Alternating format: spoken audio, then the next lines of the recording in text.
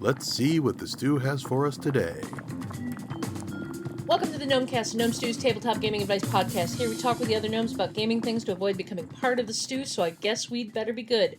This episode is brought to you by our awesome Patreon backers like the astounding Anthony Macaronis, the grandiose GM Gerrymander, and the magnificent Michelle Shepherdson. Today we have myself, Ange, along with Matt and Jared, and we're going to be talking about how to handle those transitions from one campaign to another, when you've wrapped up one game and need to decide where you're going next.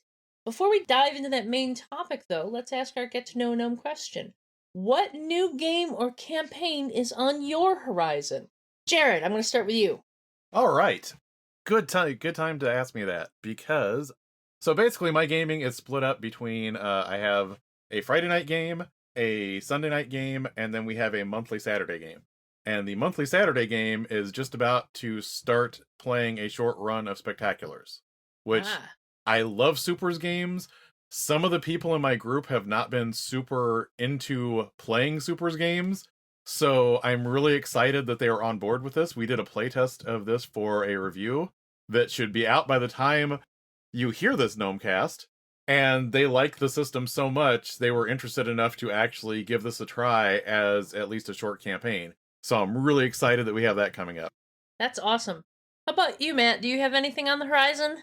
Yeah, so some friends of ours, my wife and I, moved to Philadelphia recently, and we haven't seen them for a while, and my wife went to their birthday party recently, and they said, hey, we're getting a 5e game together. Now, I can't drive to Philadelphia, but we're going to do it online. So I'm in West Virginia, by the way, for those of you that don't know. And so it's less about the game itself. It's just, typical fantasy 5e, but it's more about reconnecting with friends that we haven't seen in a long time. Which is a big part of what gaming is. Oh, yeah. Know? What about you, Ange? Honestly, I'm not sure what's going to be on the horizon. Currently, I have alternating Saturday games. In the one group, we're playing a D&D campaign. I am not running it, but that one's still going strong. I know at some point the GM's going to want to take a break. I'm not sure what we'll be playing after that. And then the other group is running a modern supernatural game that's very inspired by Old World of Darkness and Dresden Files, but we're using Savage Worlds.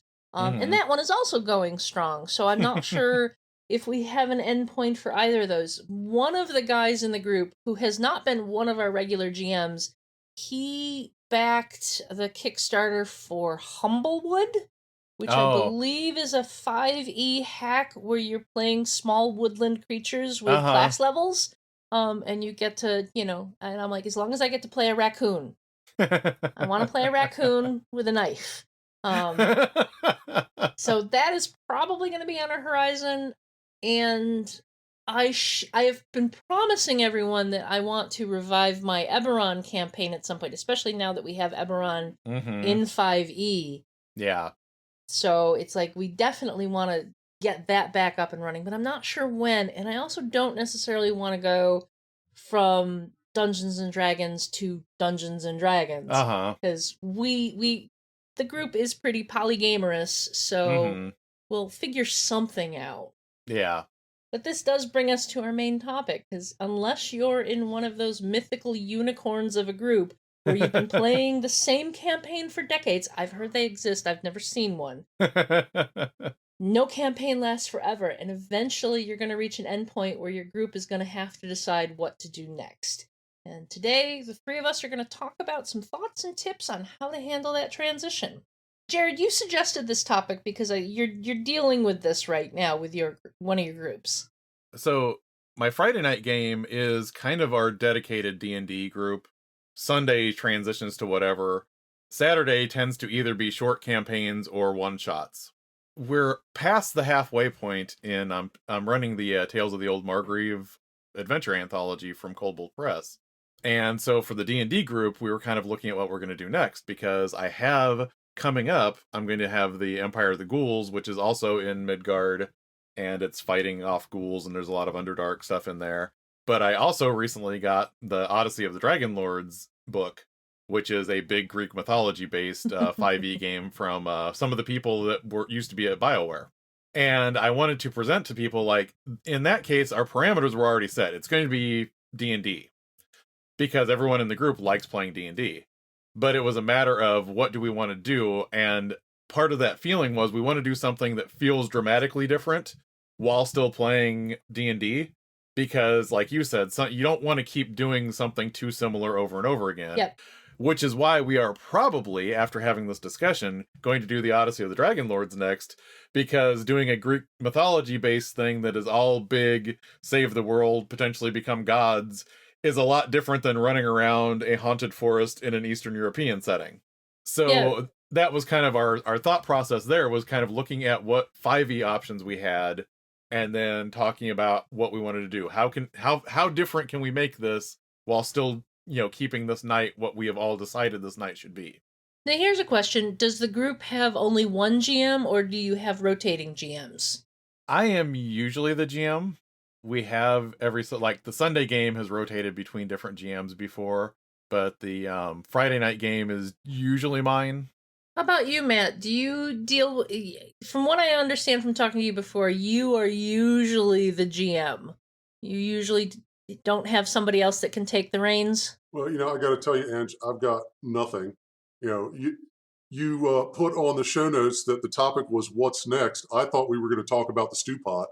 And then from there, we were going to talk about the big stew in the sky that you go to after you're in the stew pot. So I've got all my notes for that, but, I got nothing on this. Okay, well, just wing it from here. So I actually got really lucky and married somebody who likes to GM. So I'm always, working on my campaign that I'm totally going to run any day now. It's been a couple years. Usually it's my wife running, and we play primarily what she would like to play, although she actually went way out of her comfort zone. And I talked about this last Gnomecast I was on. She's running a Shadowrun game for me. Ooh. Because I like it. She hates it, but she's putting up with it just for me. And so I lost the original question. I don't know what it was. So how do you determine what's next? Oh yeah. So it's basically who's got something actually prepared, and that's usually not me. So. Well, the reason I ask about multiple GMs in groups is because that's can be a big factor in deciding what to do next. Mm-hmm. The two groups I have are very commingled. We've got a lot of the same people between them, but some people can't do every week, so we kind of split into two separate groups. One of the big decisions we have to make when we come to the end of a campaign is who is going to run next. And usually speaking, when a campaign is ending, it's because that GM needs a break. They want to take some time and be a player for a little while. So that's one of the big decisions that my group has to make. But I know this varies from group to group, because some people only have one person who GMs, or one person who primarily jams with other people running one-shots on occasion. So it's, each group has to deal with that particular question. When they're deciding, what are we going to do next? Well, who's going to be running it? So do you have like a formal procedure when you get close to getting to the switching point? No formal procedure. We generally, it's a conversation that comes up before the campaign ends. We get to the point where somebody starts being like, I think I've only got a couple more sessions left in this. So what do we want to do next? And we start planting the seeds and getting a feel for who's going to be the next GM. We've got 3 GMs primarily between the two groups, but we've got a couple of other folks who, when nudged, can pick up the GM duties, which gives us a little bit of a different flavor and gives them more experience to running. As I said, my friend who backed Humblewood and has been eagerly awaiting all of his stuff is one of our newer GMs, and it's been fun seeing him get more confidence and trying different things as he's running stuff. See, that was the thing I was going to ask is how does everyone else come up with your list of what's coming up next? Because if you just go, okay, in the entire possibility of all RPGs, what should we do next? That tends to be like this decision shutting down point where it's like, I don't know. And I know in a lot of cases for me, when especially since I do a lot of reviews, it's kind of like, okay, I've just done reviews for X, Y, and Z. I just got in material for X, Y, and Z, either from Kickstarters or picking it up for the review. And that's kind of the limited set that I'll present to people. And then say, hey, if somebody has an idea outside of this, throw that in too. But that's kind of the way I have limited it in recent years. Yeah, it's definitely a problem my group has had in the past. One of the guys whose house we often play at, he has a vast library of games. I wouldn't say he has every game ever published, but he's definitely made a concerted effort to try and get there. So he has shelves upon shelves of games. And we would very often end up in this question of, what do you want to play? I don't know. What do you want to run? And it would just be this conversation that would go back and forth, because he would be that he wants to run something that we want to play, but I'm like, I want to play something that you want to run. So finding that balance, Yeah. that can be tough. Do you have any thoughts on this, Matt? So you're talking about basically the option paralysis of how you're picking your new game when there's the whole world to choose from. I find that generally, if you've got a group with several GMs, chances are somebody's had something cooking on the back burner. Either they're working on it, or they've been thinking about it, and so hopefully that will be something that the group will say, yeah, that actually sounds good, and you can go from there. If you've got nothing, it can be very daunting. Then you got to start digging around and looking for things. And sometimes it can be something as simple as I ended up running last year. I ran Dragon Heist because one of my GMs suddenly realized, he's like, 5th edition has been out for 4 years and I have never played. He had only ever run it, and he'd been like he's one of those folks that will sit there and just make characters because they want to see how to put together characters. Even if, I can't do that. I can't put together a character if I know it's never going to come to the table. But it was like, yes, I will run 5th edition D&D for you because you deserve that. As someone that has 20 characters on D&D Beyond, of which I have played 4, I get that. I understand that. You make a really good point there, Matt. But if you have multiple people that are eager to GM, usually people have that thing that they really want to get to the table, percolating in their head. I'm pretty sure when our Sunday group wraps up Star Trek, I know we have one other person in the group that wants to run Demigods, at least for a short campaign. So that's probably going to be our next thing for Sundays. And then our Saturday games, it's just whatever one shot we end up doing, or whatever, if we decide to do a short campaign for something. So I think having the multiple GMs is definitely a different situation than when you have the dedicated for life chained to the GM screen. Yeah, and in those cases where you've got the dedicated GM, like if you're not willing to step up and take a turn running stuff, then you're kind of beholden to whatever it is that they really want to run. Mm-hmm. And I always try and emphasize that, because I think there's a fair amount of perception or attitude towards GMing is that GM is the lord of the group, the GM is the ruler, and it's like, no, you're just one part of the cog. You really have to have the whole buy-in. But if you've got a situation where only one person is willing to do the work to run games, you should kind of go where they want to go, at least as far as that. As long as they're running a game for the players instead of just for themselves. But that's probably a whole other conversation about that. Well, as a wise gnome that has some books out on this has once said, I believe the GMing thing is almost more of a project manager thing than it is the God Emperor of the table. Yeah. I can't remember that guy's name though. I mean, I've seen him around sometimes. Was it Phil? Bill, Is that the Will, yeah? something. You know, for the longest time at the inception of Gnome Stew, I couldn't tell the difference between Phil and Walt. And they're very different people. It's just, you know, we had only communicated online, and for some reason, You know, I can kind of see that. They are two very different people, but I can see that if you're only communicating via email. Jared, you mentioned something earlier that I also think is something we should touch on. Is you have some players playing a supers game that normally aren't that into supers games. Uh-huh.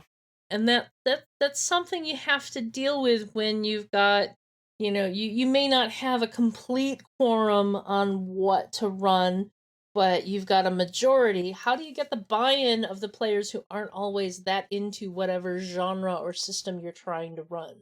Well, I think, for one thing, to also bring in another thing that is Phil adjacent. Phil and Senda have talked about this, but they've talked about having the enthusiastic consent, not just, yeah, sure, I'll do it. And I agree with that, but I do think sometimes you can get people excited about something when you show them other aspects of it. Mm-hmm. In general, the people that were not enthusiastic about supers games at my table, they aren't they watch Marvel movies and things like that, but they aren't like, they haven't read comic books for 20 years like a couple of us and things of that nature. So they're not as invested. It's not that they don't like the genre, they just aren't as invested in it. Right. And their experience had been things like Mutants and Masterminds, which was really crunchy to them and didn't do what they wanted it to do. So it was a combination of, I'm meh on the genre, and I don't like the rules that I've seen for this so far.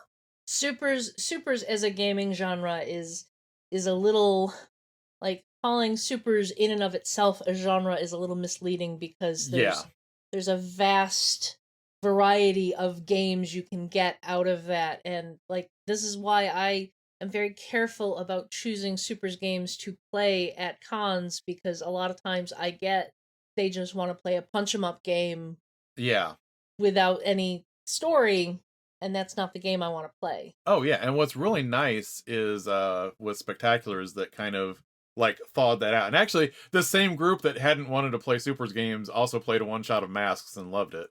So I mean, that was because they got to play with widgets that weren't about whether your strength is 2 points higher than this, or things like that. And but what's nice about Spectaculars is that it's very modular.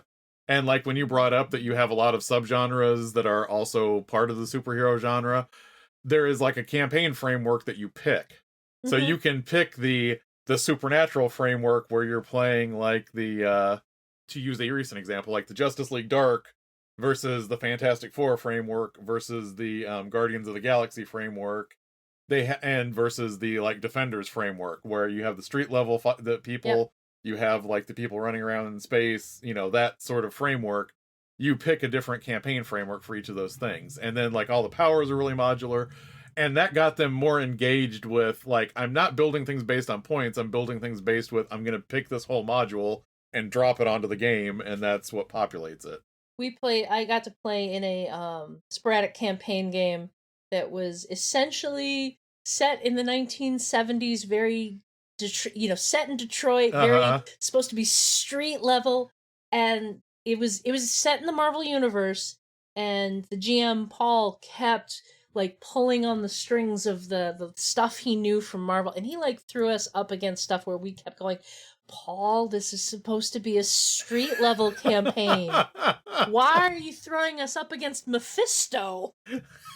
But it was fantastic game, absolutely wonderful. That actually reminds me of, I don't know if you ever read the Marvel Knights series, but it was all these street level characters. It was like the first arc was like, it was like Cloak and Dagger and Black Widow and Daredevil and characters like that, and then Punisher was kind of tangential to this whole thing. But like in one of the first arcs, they had Punisher fighting a troll from they bring in a troll from Thor, And, Punisher is sitting here trying to figure out how much firepower he needs to use to actually injure a troll.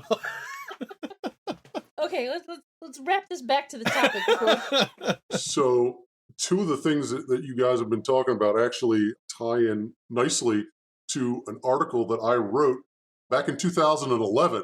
Ooh, so, that was the early days. yeah, and we had talked about how you get player buy-in when you don't necessarily have enthusiastic consent from everyone.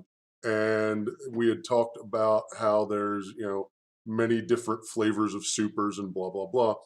And so this article that I wrote way back when is basically about, hey, isn't it really cool that in a supers campaign, everybody can go out and make whatever character they want completely apart from each other. And then you can bring them to the table. And because it's such a diverse genre, hey, that's okay.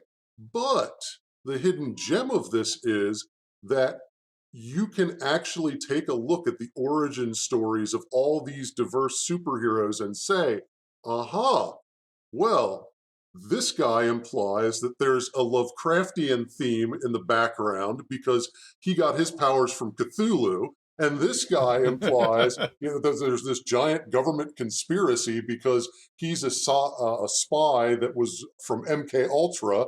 And this guy, and you can totally build parts of your world based on these backstories. So it's a great opportunity to both get the buy-in and inform your campaign setting. I think I tend to still try and find at least a little bit of a framework, at least as far as tone, because I've had supers campaigns where people have made, like, to use the same character for both examples, the deadly serious Christopher Nolan Batman, I'm Batman, versus the 1960s campy show Batman. And, having two different tones in the same game can be a little jarring. But I do agree, yeah, it's the you can pull together a whole lot from just, get the player to buy in with the character that they're interested in playing, and then pull those threads all into what you're doing for the game.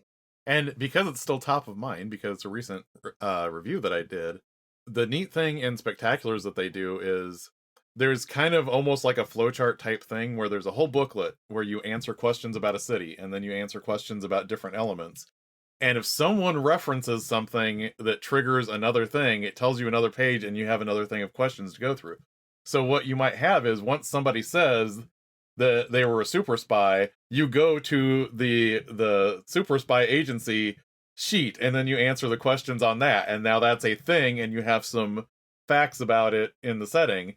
If somebody says that they got their powers from a mystical artifact, there is literally a page for the mysterious artifact, and you go there and you answer questions for that, and then you have some details on that. So it's actually even if you're not playing that game, I'm going to chill for them for a second here. Even if you're not playing that game, that booklet and all of the questionnaires for filling out information on a super setting is a great thing to have for just about any super setting, because it kind of guides you through, like, here's a trope, here are some questions to fill in the details of that trope. Here's a trope that chains off of that because you answered this question a certain way. Yeah, and I think wrapping it back around to the original thought of getting player buy-in is that, let the player find a character that they're going to enjoy exploring in whatever genre it is that's being brought to the table. Yeah, and that's part of why, part of what I like to do when we are looking at next thing is to not present people with, hey, I want to do this next. It's, okay, if no one else has an idea, here's a couple options. I want to make sure there's options. Is there more than one thing so that people can gravitate towards something they really want? And to leave open that whole, if anybody else has any ideas, throw it in here. But you're also not just throwing that hand grenade into the middle of the group saying, what are we doing next? With no ideas. And while I definitely, you want enthusiastic consent from everyone at the table, it's also, it's okay when a player's like, this may not be completely my jam, but I'm along for the ride because I know other people are going to enjoy this. I've been that player before where I'm like, this doesn't necessarily sound like what I really, really want to play, but everyone else is super into it, so I want to see them enjoy things too. And as a group, it's a it's a cohesive thing. Again, bringing it back to what I was saying, like it's not just the GM's show, it's Yeah. everyone needs to be invested. Now, on the flip side, I will say, the GM also has to have fun with this. Yes. And this is something I ran into one time too when I was going to play something next. I had a player that hates Star Wars as a setting. He absolutely hates it. And I was going to run a Star Wars game, and it was at the game store, so I figured, okay, well, you can pivot out, and then when I run something else, you can come back in. And he stayed in and played it. And the problem with that was he was intentionally poking holes at all the Star Wars tropes all the time. Yeah. And it's like, I'm not having fun running this anymore, so I'm not going to run it anymore. Because all you're doing is trying to point out to everyone why they shouldn't like Star Wars while trying to play the game. And that's not fun for me. You know? That's not cool. You need, if you're going to be in a game that's not really your jam, you need to be mature enough to handle that. Yeah. And side note, we actually have an article on the Stew about hating Star Wars. So there you go. See, we need Matt as our resident gnome sage here. That's He's been there since the dawn of time. Back in my day, we carved the stew into stone tablets. That was last episode. I think we've covered pretty much everything I wanted to touch on about this stuff. Any last words from either of you guys? No, I just like to apologize for how much I wandered off topic. It's a Gnomecast episode. Of course we wandered off topic. I think one of the caveats you do have to look out for if you are considering what is next, and especially if you have lots of GMs, is you have to be very careful of the shiny. Mm-hmm. I played in a group many, many years ago in which every player was a GM, and consistently about every third or fourth week, somebody would come in and say, I just bought this new book and I'm really excited and I've started planning a campaign. And then we'd switch to that. And you could not consistently get an entire month of a game because nobody could resist the shiny. So you do have to be careful of that. I see this field full of half-dead campaigns. Well, actually, now that Matt says this, that did remind me of something that's made it easier to do what's coming next in my games, which is, again, from various Engine Stew publishing books that had come out giving this sort of advice. I started getting a better idea of how I wanted to define a campaign ending. Like, am I just going to say I'm going to run this for like 3 or 4 sessions? Am I going to run a certain story arc for like D&D 5e? A lot of times it'll be I'm going to run this adventure to the end. And knowing that makes it a lot easier to say, okay, yes, that is a new shiny thing, but we're going to finish this first because this is kind of the defined parameter of what we're running this time versus, hey, we've done this for 2 sessions, but somebody else is really excited about this other thing.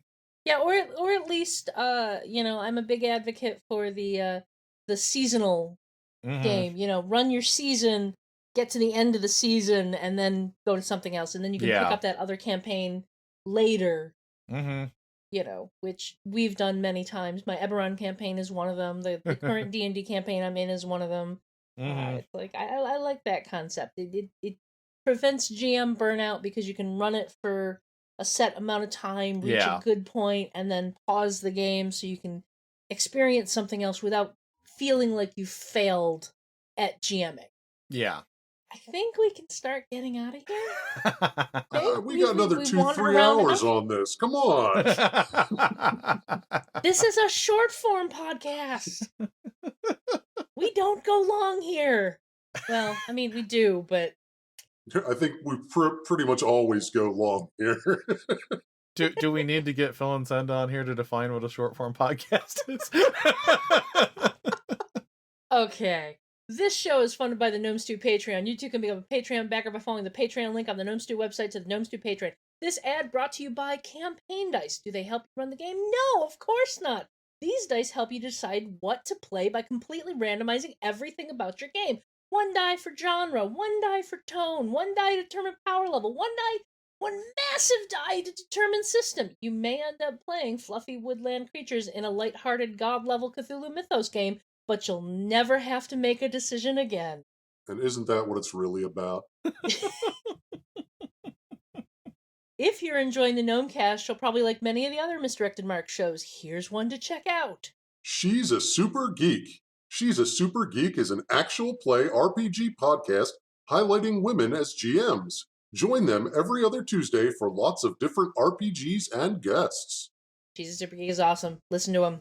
Especially that one where the GM had them playing supers and You can find all of us at gnomestew.com, at gnomestew on Twitter, and gnomestew on Facebook. Gnomes, where else can we find you on the internet? I'm going to go with Jared because I know Matt's answer. Okay, you can look up my blog, What Do I Know? And you can find me on Twitter at knighterrant_JR. Matt, is there anywhere else we can find you on the internet? I mean, I am places, but I don't really have a presence anywhere. How about you, Ange? You can find me on Twitter and Instagram at Orikes13, Orikes 13. Again, as always, I warn Instagram is mostly just pictures of my cats. That there has been a little bit of the home remodeling situation we've got going on, including the beer can we found inside the wall. So, do you guys think we've avoided the stew this week, or should we start planning what we're doing next? Well, I'll be honest, not a chance in hell. I hope not, because, all these notes I've got on what's in the stew and the stew beyond, I got to do something with them.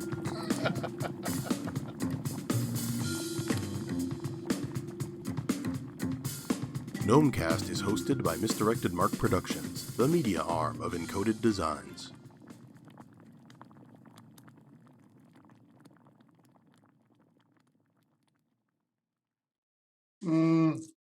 So, oh God, I had something, and it's all. You're gonna have to cut this out, Rob. I'm just massaging my temples here.